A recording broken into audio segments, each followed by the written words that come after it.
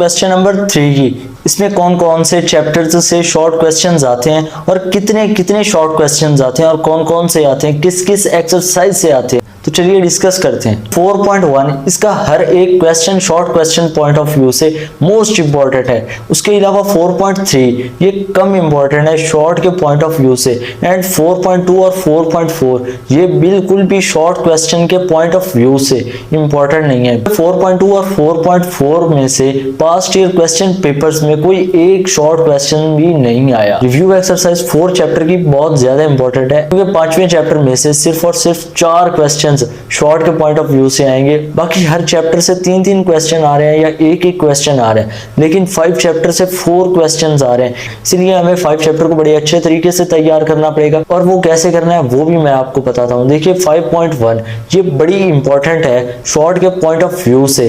इसके अलावा अगर हम बात करते हैं 5.2 की, तो 5.2 भी बड़ी इंपॉर्टेंट है, 5.4 भी, 5.5 भी। ये सारी एक्सरसाइजेज ही बड़ी इंपॉर्टेंट है वहां सिवाय 5.3 के, क्योंकि 5.3 से आज तक कोई शॉर्ट क्वेश्चन के पॉइंट ऑफ व्यू से क्वेश्चन नहीं आया पास्ट ईयर क्वेश्चन पेपर्स में। इसके अलावा अगर हम बात करें 5 चैप्टर की रिव्यू एक्सरसाइज की, जिस तरह हमने पहले 4 चैप्टर्स की बात की कि उन चैप्टर्स की रिव्यू एक्सरसाइजेस बड़ी इंपॉर्टेंट है। 5 चैप्टर की रिव्यू एक्सरसाइज कितनी इंपॉर्टेंट है, सिर्फ और सिर्फ रिव्यू एक्सरसाइज में आपको ये करना है कि आपका जो फर्स्ट एंड सेकंड क्वेश्चन सिर्फ और सिर्फ आपको वो 2 क्वेश्चंस कर लेने। इसके बाद बात करते हैं 6 चैप्टर की। 6 चैप्टर में सिर्फ और सिर्फ आपके पास 6.2 यही इंपॉर्टेंट एक्सरसाइज है। 6.2 के अलावा कोई एक्सरसाइज शॉर्ट के पॉइंट ऑफ व्यू से इंपॉर्टेंट नहीं है, लेकिन एग्जाम्पल्स को आपने अच्छे तरीके से तैयार करना है। अगर आप एग्जाम्पल्स को तैयार नहीं करेंगे आपका छठा चैप्टर बिल्कुल भी नहीं होगा। और 6.2 में भी सिर्फ और सिर्फ 2 and 3 क्वेश्चन